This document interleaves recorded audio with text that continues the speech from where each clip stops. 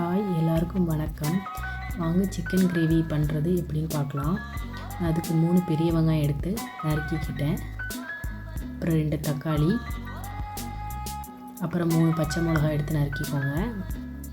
அப்புறம் இஞ்சி, பூண்டு, பெருஞ்சீரகம், கருவேப்பிலை சேர்த்து நல்லா தண்ணி விடாமல் நல்லா குறை குறைன்னு அரைச்சிக்கோங்க. நீங்கள் இந்த மாதிரி அரைச்சி பாருங்கள், உண்மையிலேயே ரொம்ப நல்லா சுவையாகவும் மணமாகவும் இருக்கும். அப்புறம் கடாயில் 3 ஸ்பூன் எண்ணெய் சேர்த்துட்டு கடுகு சேர்த்துக்கோங்க. அப்புறம் கருவேப்பிலை சேர்த்துக்கோங்க. நறுக்கி வச்ச வெங்காயத்தை சேர்த்துக்கோங்க. இதை 5 நிமிஷம் நல்லா கிளறி விட்டதுக்கப்புறம் தக்காளியும் பச்சை மிளகாவும் சேர்த்துக்கோங்க. சேர்த்து நல்லா வதங்கினதுக்கப்புறம் உப்பு சேர்த்துக்கோங்க. ஓரளவு வதங்கினதுக்கப்புறம் 2 ஸ்பூன் போட்டிருக்கேன். உங்களுக்கு எவ்வளோ தேவையோ போட்டுக்கோங்க. இது நல்லா வதங்கினதுக்கப்புறம் இஞ்சி, பூண்டு சேர்த்துக்கோங்க.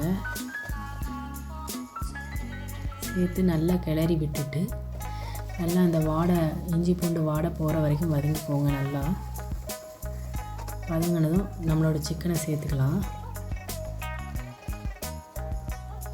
சிக்கனை சேர்த்து நல்லா கிளறி விட்டுக்கோங்க.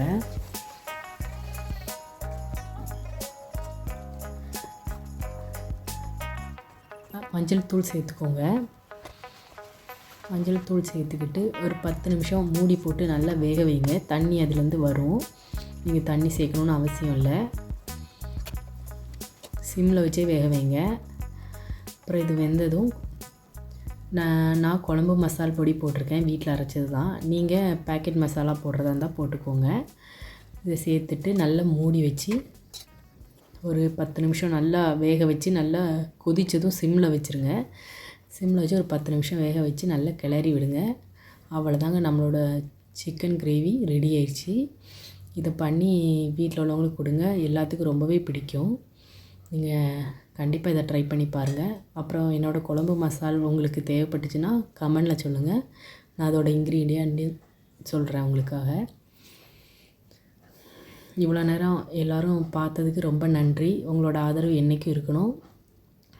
நீங்கள் நம்மளோட சேனலை சப்ஸ்கிரைப் பண்ணாமல் இருந்தால் கண்டிப்பாக எல்லோரும் சப்ஸ்கிரைப் பண்ணுங்கள். எல்லாத்துக்கும் ரொம்பவே நன்றி.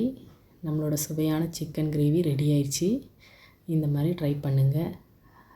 எல்லாத்துக்கும் ரொம்ப நன்றிங்க.